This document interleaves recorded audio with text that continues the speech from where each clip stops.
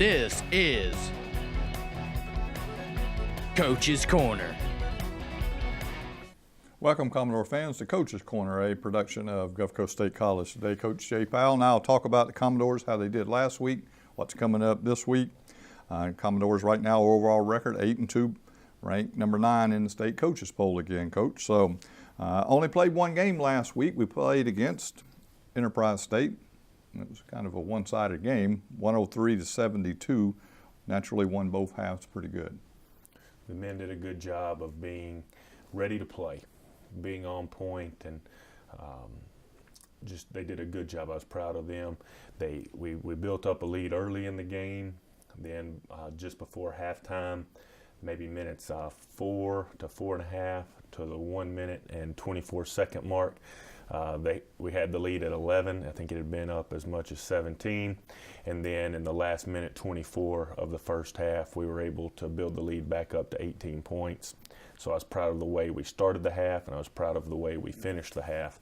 Very good signs for our basketball team in the first half. And then the second half, similar type action, and then we were able to get Jeremy and Van especially out of the game the last 6 or 7 minutes. So overall, a good game for us. I saw some good things from the men, some good execution.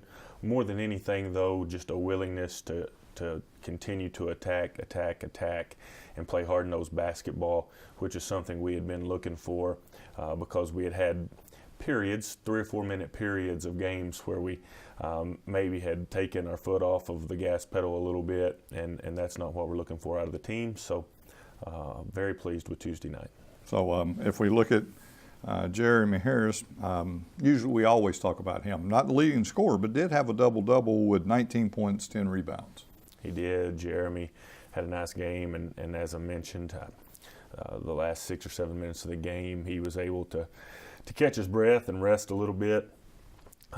Jeremy did a good job, and he was a big part of the rest of the team being ready to play. We really challenged all of the guys, but Van and Jeremy especially, because the Tuesday night we had played a couple of weeks before, the men weren't totally dialed in for whatever reason. So we challenged them to have the guys ready, to be dedicated to playing the game and playing it the right way. So Jeremy and Van both, but of course with those numbers, Jeremy did an exceptional job of leading us to victory. So, and if we look at the other double-double, because there's some other players outscored these two individuals, but when you have a double-double for the night, that's a pretty good outing. And so you've got to talk about Cody Johnson with 14 points and 10 rebounds. Cody really set a good tone for our team. In the first 4 minutes of the game, he had 4 dunks, and one was a dunk that he called off of a missed shot.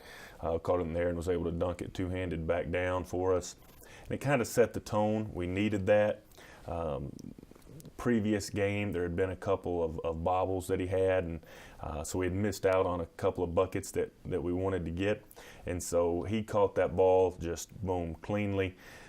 The very first play of the game, he jumped up one-handed and slammed it home, and it kind of set the tone for us and set the tone for him and how he was going to play. So there's a very good job by Cody. And the next day in practice, I told him, very good job on that. I thought that you were ready to play and you were very aggressive attacking the rim. And he said, Coach, I told myself, first time I catch it, I'm going to dunk it. And I kind of hesitated, but then I said, well, Cody, let's tell ourselves that every game then. Let's just always have that mindset as opposed to ever having a game where we're not quite ready again. So Cody is coming along nicely. He's had several games in which he's gotten up to 6 or 7 rebounds, and then a couple of games now in double-figure scoring. So Cody's doing a nice job as a true freshman to help us. So now, Dashane Murphy had 21 for the night. He led all scoring on the Commodore side. Dashane has the ability to do that. He, as opposed to points and rebounds, he has the ability to have a double-double, points and assists. He sees the open man very well. And he and Dontavius more over the last week or two, Dashane throughout the season have done a nice job of running the ball team. And for true freshmen to be able to get the ball and try to get us in things, push the ball down the court, limit the number of turnovers we have. Dashane has been a productive point guard so far. And then, we talked about Van Johnson. He scored 11, and then Will Robinson followed with 10 points. So those were double figures for you that day. Yeah, Van, as I mentioned, did a good job in leadership of having the men ready to play, so that we were able to do what we expected to do, which was go into that game, play very hard, play good, sound basketball, and win. Only 11 turnovers for the night. Got to be pleased with that. We've handled the ball fairly well this season. You never know from game to game. It's kind of like shooting free throws. We do a lot to try to ensure that the men will take care of the basketball. We do a lot to try to ensure that the men will make their free throws, but sometimes it works out better than others. But for several games in a row, that's been a bright spot for us. So we've spent a little bit of time talking about this game because we only have one game to talk about this week. We got 3 games coming up. From the free throw line, 22 of 30 for 73.3%, 9 of 29 from the three-point line for 31%, 36 of 75 from the floor for 48%. So that was against Enterprise State, won 103-72. Now, this Thursday, both the men and women will play Alabama Southern. Alabama Southern comes in 4-4 overall, Coach, but last week picked up a victory against Pensacola State. I believe they lost to Pensacola State by 2 points or 3 points, and then they were able to defeat Pensacola State at Pensacola State. Another one of LB Wallace's losses was to Northwest Florida State at Northwest Florida State, and it was 56-50 at halftime of that game. So they're a good team. They have some nice players, and they've done a good job so far to be 4-4. It's one of those games where they can score the ball in bunches. They have tough physical post guys, so our post guys are going to have to be ready to block out and to run the floor. And defensively, if we're on point, offensively, if we're unselfish, we have another good shot of winning a ball game. If we're not on point defensively, if we go native offensively, then Alabama Southern has a great opportunity to beat us. So it should be a fun game for the fans to watch and a fun game for the men to play. You talked about Northwest Florida. They lost that one 132-95. So they put up 95 points in a losing effort. If we look at the numbers, Gulf Coast per game averages 79.5. They average 73.5. Field goal percentage 44.4. Theirs is 41.4. 3-point percentage, we're 30.6. They're 34.1. Free throw percentage 73.3 versus 67.8. So this is one of those games we got coming up. Did the men learn from the LB Wallace game not to look at what they've done when they come in? Well, I don't know that it's apples to apples. I would say that probably by the end of the season we will see that Alabama Southern has a really nice season, mm-hmm. And we've seen. And it's hard for, maybe someone sitting in your, but you've coached, so maybe not. Let's see, since that game with LB Wallace, I think they won 5 in a row. I think they're 5-4 now, maybe 4-5, but they've done a good job, done a nice job. Since then, learning a lesson and then that being totally directed towards winning a future ball game. Isn't always an exact correlation. You can learn lessons and it still doesn't mean you're going to win the next time that you play, especially just because they're from Alabama Southern from Alabama and LB Wallace is from Alabama. So there's a little more to it than that. But I know that Alabama Southern's good, or they wouldn't have beaten Pensacola at Pensacola. They wouldn't have been down 6 at Northwest Florida State. They're coming over here, prideful group and a hard-working group of men, and their plan is to beat our rear end, and our plan is to go out there and play as hard as we can and to beat their rear end, and it's going to be a bunch of 18 to 22-year-old men battling it out, and we'll do everything we can to be ready. And the women will play at 5, the men will play at 7 on Thursday in the Billy Harrison Fieldhouse. Mm-hmm. So the fans will be able to come out and see both the men and women play. And then you're going to travel down to Central Florida, to Ocala, and you will play Hillsburg Community College. They come in with a record of 3-7 right now. And what do we know about them, Coach? Hillsboro has put up a bunch of points, and they've played some pretty good teams. They beat Tag Academy, I believe it was, in their last game. And so they've won a few. They've played some good competition. They put up points and they allow points. So it's probably, even though we're averaging 80 points a game, probably a little bit faster style than what we normally play here at Gulf Coast. So that's a challenge. And then we're going to play a tough game Thursday night, practice Friday, travel down to Ocala and play at noon. Well, that's Eastern time, so 11 a.m. our time on Saturday and Sunday this weekend. So a new set of challenges, another week of the basketball season.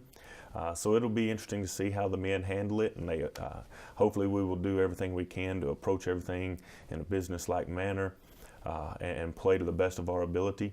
But Hillsboro, Coach Worrells has always been a good coach. He's been at Hillsboro for two different stints, but he's been there for several years this time, and Derek does a nice job with his team. So they'll be ready for us come Saturday morning, and we'll be ready for them.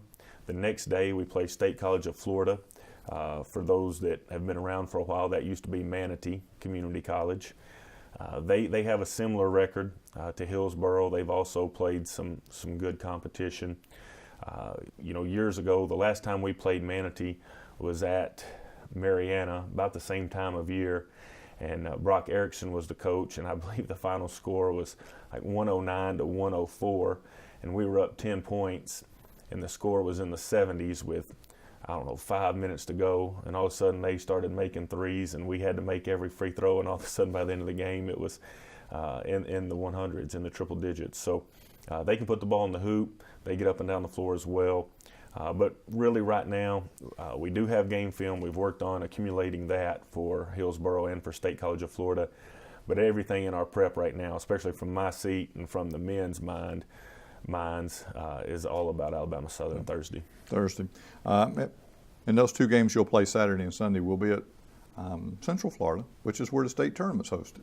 So if we get in postseason, great experience to be in that gym and get some shots up. That's a great point. So quickly, we're about to run out of time, Coach. If we run through the Panhandle Conference, Chipola 10-1, Northwest Florida 11-1.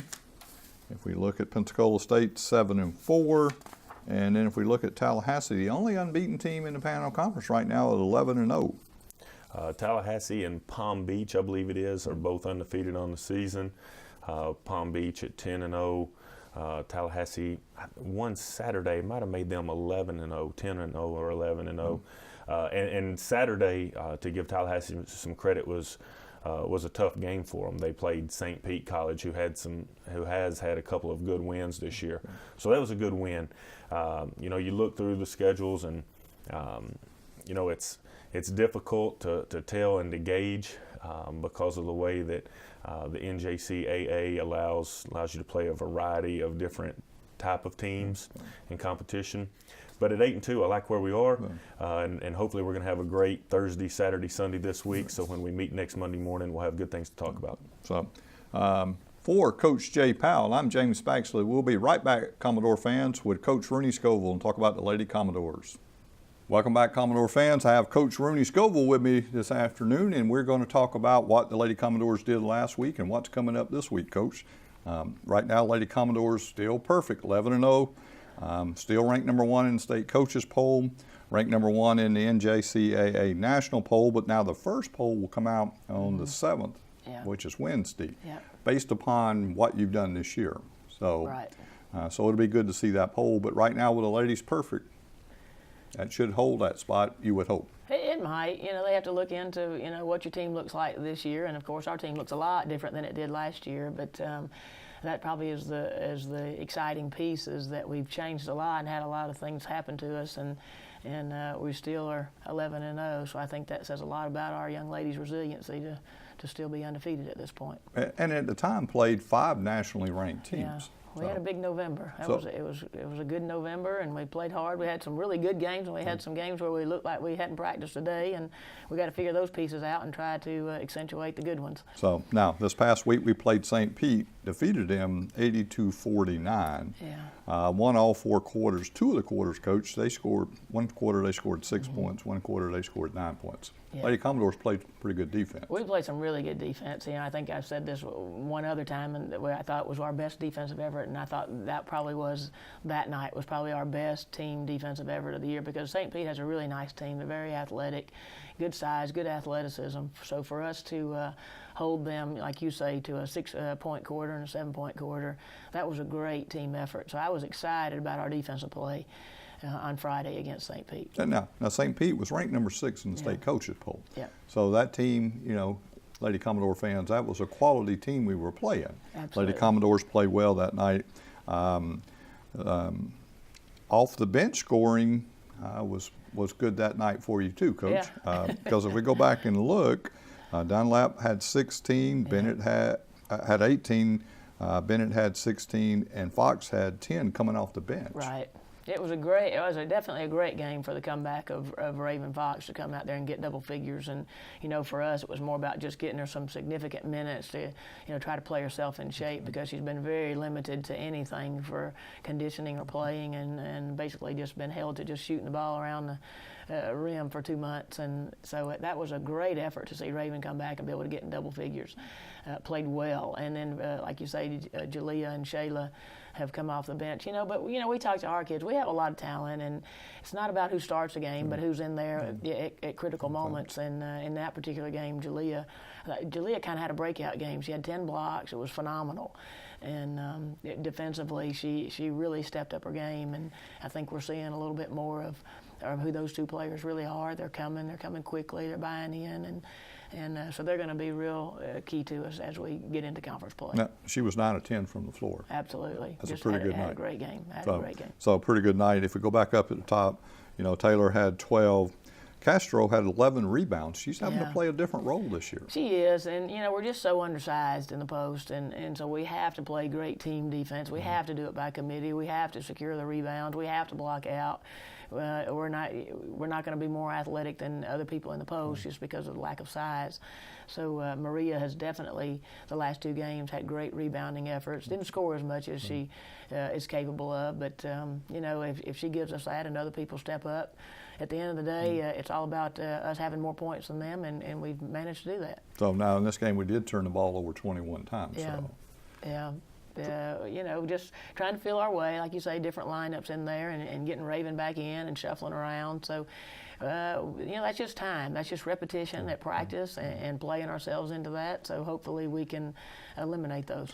And if we look at shooting, field goal percentage, 23 of 32, 71.9%. 3 of 14 from the three-point line for 21.4. 28 of 71 for 39.4%. 3-point shooting still kind of up and down. Yeah, it's a work in progress, and that's getting comfortable against different defenses and just gaining confidence. That's our job to do as coaches when we get back in that gym to practice. That we've got to get that piece figured out, and maybe the shooting coaches got to get off farm and show up a little more. Yep. So, and then we turned around and played Eastern Florida State and defeated them 76-56. Now they're receiving votes in the state coaches poll. Yeah, I don't know what they do at Eastern Florida, but both their men and their women's program, and we talked to Jim Grimes after the game. He does an excellent job of shooting, and their drills, they are definitely drilled with shooting, and they shot the 3 about as well as anybody could. We had some miscommunication, but we still were contesting shots, and they were hitting 3s in that first half and shooting the ball so well that made us look pretty bad. That score is not indicative of that game. We were sloppy. We didn't execute. They scored. They shot the ball. They did shoot the ball well, and we just come back. We crawled. We were down after the first quarter, and we came back. We were 2 up after the second quarter, but it was they were excited in their locker room at halftime, and we were a little bit disappointed, and we were winning. So we knew we had to fix something, but we jumped out there in the third quarter pretty quick and kind of got things going the way we're supposed to, and executed the way we're supposed to, and did our job the way we're supposed to. So somewhere along the way, we're struggling to come back after a game on the first day and come back the second day. I've got to figure that out as a coach to figure out what we need to do to improve that. So if we look at the numbers, like you said, we lost the first quarter 17-12. Absolutely. And then won the next 3 quarters. If we go down now, Taylor had a big night with 23 for you. She shot well. She kind of helped us stay in there, and we just struggled through. I think the good thing about these young ladies, though, is we don't just quit when we get down. We just keep executing. We kind of keep digging, and to turn back around. If you'd have seen the beginning of that game, you would have said no way that we were going to turn around and win by 20. So if you look at that, then if we come down the list, Castro now has 16 boards for you that night. Yeah. And then Bennett with 13 and Dunlap with 10. Only 14 turnovers for the game, though. Improvement there. Manage the ball. You manage the game better. Our point guards did a better job, and Ty did a great job defensively out front. The perimeter defense was much better, and we've only just had a few games though where everything's kind of come together for us, offense and defense, and as we get into conference play, we're going to have to be a lot more consistent with consistent production. So that's the thing there. Still won by 20. If we look at the numbers from the floor, 9 of 15 from the free throw line for 60%, 7 of 20 from the three-point line for 35%, and 30 of 83, excuse me, for 36.1% from the floor. Not good enough. But good enough to still win by 20. Yeah, and the good thing is you just named some different leading scorers. We've had a lot. We've had a variety of different scorers throughout the season. Maria led us one night, and Taylor's led us a few nights. Julia's now led us, and Shayla has led us. So to know that we have some diversity in scoring, that's a nice thing, because if you just have one or two, people can shut you down. So we're getting it done, and every night seems to be a different way, and it's our job to figure out what it is that we're doing well that particular night. And fortunately, we've managed to do that in the first 11 games. And you talked about doing things by committee, and that's that moving it around, and okay, I'm not scoring tonight, but I'm going to rebound, and I'm not doing this, and they all they keep getting better and better. We're getting better. We're improving. Our team defense is definitely better than it was, early on, the first 3 or 4 games. We're definitely getting better, but it's going to have to get better. And it's going to have to get much better than it is right now to compete in Panhandle play. Now, we will play only one game this week. We'll play this Thursday at 5 o'clock against Alabama Southern. They come in with a 1-7 record. How does that affect the Lady Commodores and what's coming up Thursday? Well, I think that the biggest thing is try not to tell your team what their record is, because for some reason in today's society, we look at the game before us, or we look at them play, or we look at their record and think they're not so good and that things will be easy for us. And you always have to respect. I don't care. St. Pete's record was 1-5 too, and they jumped on us pretty good and beat us for a quarter. So you have to worry about yourself, and we're going to do that Thursday night. We have to worry about the things that we don't do well and try to fix them, and make sure that Gulf Coast does what we're supposed to do, and hopefully we'll go out and execute and do what we're supposed to do as individuals and as a team. So now when the Lady Commodore fans come out on Thursday, they can watch the Lady Commodores play at 5, and then the men will play Alabama Southern at 7 o'clock. So it's kind of like not a Panhandle Conference game, but a Panhandle Conference night when they can see both teams play on the same night. Absolutely, and that's going to be a fun night. We've had some good times this season with volleyball and basketball. Our community just embraces us, and hopefully they'll come out Thursday night, and that'll be about the last time before conference play that we'll play on the same night. Well, I guess the 17th we do too. So there's 2 more times for us to kind of get together as a community, embrace our teams and support them, and show them what we're getting ready to have in January. So now if we run down through the Panhandle Conference right now, Chipola still unbeaten, 9-0. Northwest Florida is 8-2 overall. Lost to Palm Beach State this past week. Yeah, Palm Beach has got a nice team. They'll probably be, I would venture to say, they'll be in the top 25. They've got a nice athletic team, and they're the team to beat down there in the South, I believe. So that was a good game, and Palm Beach is good, but Northwest is still good. Palm Beach is just kind of in there with the rest of us, and on a given night, they can beat anybody too. And so now we look at Pensacola State. Dropped the game this past week to have an overall record of 11-1 now. So. And they lost to Florida State College at Jacksonville. Yeah, they have a nice team. Lost by 1. Right. And then if we round it out, Tallahassee 9-1. Yeah. Well, a lot of folks say they're the team to watch this year. Well, Tallahassee can really score a lot of points. Them and Chipola, Tallahassee and Chipola have a lot of talent, a lot of diversity. They have inside game, they have outside game, they have shooters, they have defenders. They have really nice teams. And if we look at that, since you brought that up, you know, Tallahassee's averaging 95.1 Yeah. points a game. Yeah. More than any of the other Panhandle Conference. Absolutely. Pensacola averages 87.5. Northwest Florida's averaging 64. Chipola's averaging 81.4, and Gulf Coast is averaging 79.1. Right. So the most of us are right there in the mix, but you know, Tallahassee's putting up some big numbers. They're putting up some big numbers, and they have that ability, and we all better get our defense ready when they come to town or we go to their town. Either one, not going to matter. We're going to have to play good defense to stop them from scoring. So now we've got a little bit of time.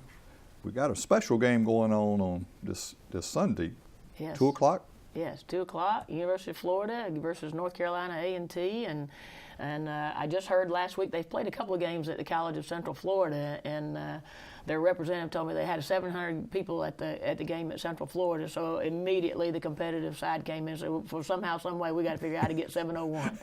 I told Herman Daniels that this morning. So for you people out in the community, we can't let somebody outdo us here on the community college level, and so we got to get 701 on Sunday at 2 p.m. And it'll be a little harder now. You know, Central Florida's a lot closer to Gainesville than we are to them. Yeah, so. but Ocala is not Panama City. Yeah, so I know that Panama City is going to represent. So now that's a fundraising event for us. Yes, it is. It's a KYAL game, and all proceeds will go to the KYAL Fund for Cancer Research. Again, we'll be recognizing cancer survivors. We'll be having hospitality rooms for those, and we'll have some halftime recognition of cancer survivors. So we've got a lot of things going on. You know, to do a lot of good work. Great entertainment for $5. You can come out and watch they're ranked number 19 in the country as we speak, and they started the season as number 16 team in the country, so some great basketball. And then just to honor and recognize our people battling the fight with cancer, that'll be the amazing piece of this. So that's a great event. Going to be here 2 p.m. On Sunday. Come out and watch the University of Florida's ladies team play. Absolutely. For a great cause. $5 admission. Great event. What a great way to spend Yep, a and wear the Sunday. pink. Wear the pink. This is the pink. We're going to pink out this gym and show, and it's getting sent to the ESPN app. So we need to show what Panama City's made of. And the digital media students here will do all the production work for one of the ESPN networks for that. That's excellent. That's an excellent opportunity for these students. So for Coach Rooney Scoville, I'm James Baxley. Thanks for watching, Commodore fans, and we'll see you next time on the Commodore Sports Network. This has been Coach's Corner with your host, James Baxley.